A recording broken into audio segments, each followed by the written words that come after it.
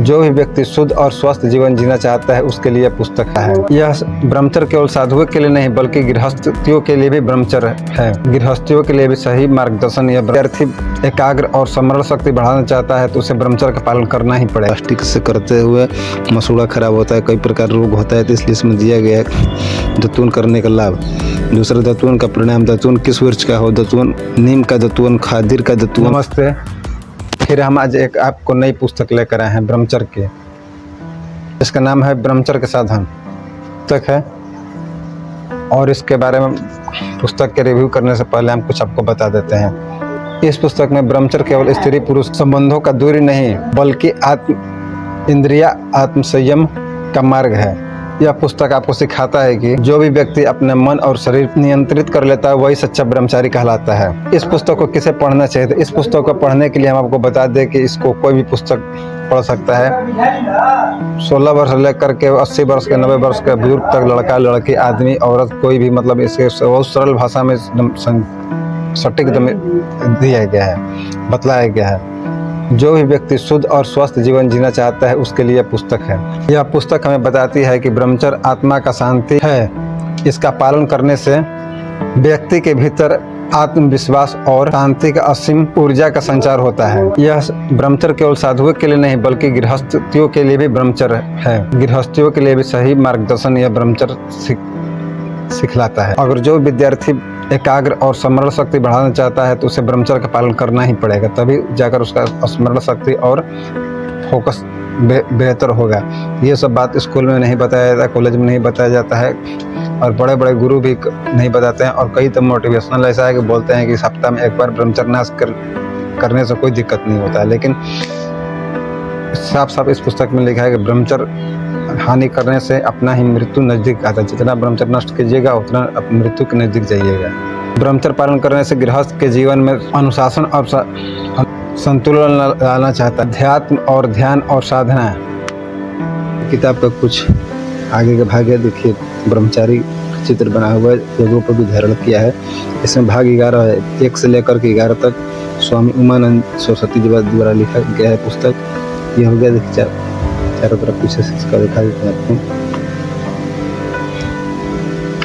इसकी मूल की बात हम करेंगे, लेकिन थोड़ा सा पहले इसको दिखा देते हैं। देखिए यहाँ से प्रातः जागरण शुरू होता है। पहले दिया गया ब्रह्मचारी हो अथवा गृहस्थ जो भी जीवन में उन्नति करना चाहता है उसे सबसे पूर्व प्रातः उठने का अभ्यास करना चाहिए। मनु महाराज ने प्रातः ब्रह्म मुहूर्त में उठकर आवश्यक कर्तव्य कर्म करने का इस प्रकार विधान। कैसे नहीं नींद खुला कैसे जाएंगे, इसका फायदा क्या है, कैसे क्या मतलब प्रातः जाकर करेंगे, इतने इस बारे में दिया गया है। इसके बाद आता है दतून।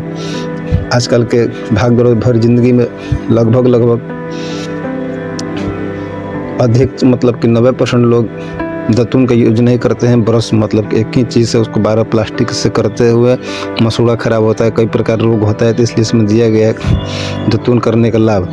दूसरा, दतून का परिणाम। दतून किस वृक्ष का हो? दतून नीम का दतून, खादिर का दतून, बबूल का दतून, महुआ का दतून, कंजार का दतून, कचनार का दतून, अर्जुन का दतून, अर्क का दतून, पीपल का दतून। दतून करने के विधि। दतून द्वारा जीभा, दंत मंजन, जादू की लकड़ी, आवश्यक बातें, दंत मंजन और यहाँ तक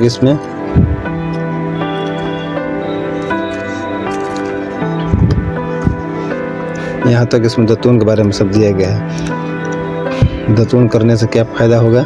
अब इसके बाद आता है व्यायाम। देखिए इसमें दिया हुआ है कि व्यायाम तो इसमें सबसे अधिक हमको लग रहा है कि व्यायाम में ही सबसे अधिक मतलब कि पेज है, तो मतलब सबसे अधिक इस पर ध्यान दिया गया है। प्राचीन भारत का मुद्रिका देखिए मयूरासन करते हुए चित्र दिया गया है। सर्वांगासन किया है, पश्चिमोत्तासन, सिद्धासन, आसन, सर्वांग शीर्षासन।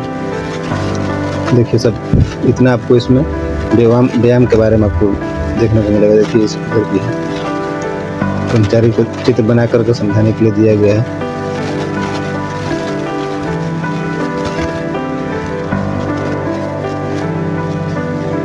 इतने इसमें दिए हुए हैं। अब इसके बाद आता है शौच, संध्या, स्नान। इस 3 के बारे में दिया गया। शौच और संध्या और स्नान के बारे में यहाँ से लेकर के आपको इतना पेपर इसमें प्राणायाम प्राणायाम के बारे में 16 अनुसार है कि प्राणायाम साधक श्रद्धापूर्वक निरंतर दीर्घ काल तक करने अभ्यास किए बिना पूर्वोत्तर सिद्ध नहीं होता है। यहाँ से लेकर के यहाँ तक प्राणायाम के बारे में बताया गया है, कैसे करना है, कब करना है, किसको करना चाहिए, इतना इस पर विशेष मतलब कि जोर दिया गया है। अब इसके बाद आता है सत्संग और स्वाध्याय। सत्संग मतलब जिसका जैसा संगति होगा, स्वाध्याय मतलब पढ़ना, धार्मिक पुस्तकों का पढ़ना, उसको स्वाध्याय बोला जाता है। फिर से स्वाध्याय, वेदों में सब सत्य विद्याओं का पुस्तक है। वेद का पढ़ना, पढ़ाना और सुनना, सुनाना सब आर्यों का काम है। महर्षि दयानंद जी का वचन है, इसमें दिया गया है उपहार, स्वाध्याय पर ही जोर दिया गया है इस भाग में। इसके बाद 9वां भाग आता है भोजन। भोजन हम लोग को कैसा करना चाहिए, तो भोजन पर इतना बताया गया है इसमें कि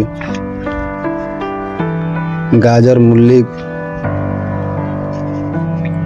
कंद मूल, आलू, ये सब मतलब कि इतना पेठा सब दे करके बनाए समझाया गया। फल फूल सब इसको दिया गया, कैसे कैसे क्या खाना है, भोजन के बारे में सब इतना समझाया गया है। इसके बाद आता है 10वां भाग निद्रा। निद्रा मतलब कितना हम लोग को करना चाहिए, निद्रा करने का सही मतलब कि जिस समय क्या है कि इतना इसमें निद्रा के बारे में दिया गया है, इतना पेपर। इसके बाद आता है मेखला। मेखला आपको पता होगा, ब्रह्मचारी को मेखला पहले बांधा जाता था। लिखा प्राचीन काल में गुरुकुल में विद्वानों देव संज्ञा आचार्य योगों को भी संस्कार कराते थे। फिर उसको वेद अभ्यास का संस्कार के समय मेखला का कॉपी, नदी, वस्त्र, दंड और मंडल धारण कराते थे। मेखला ब्रह्मचार्य पालन करने के लिए दिशा के रूप में एक चिन्ह के रूप में गुरुओं द्वारा प्रेरित चली आती थी।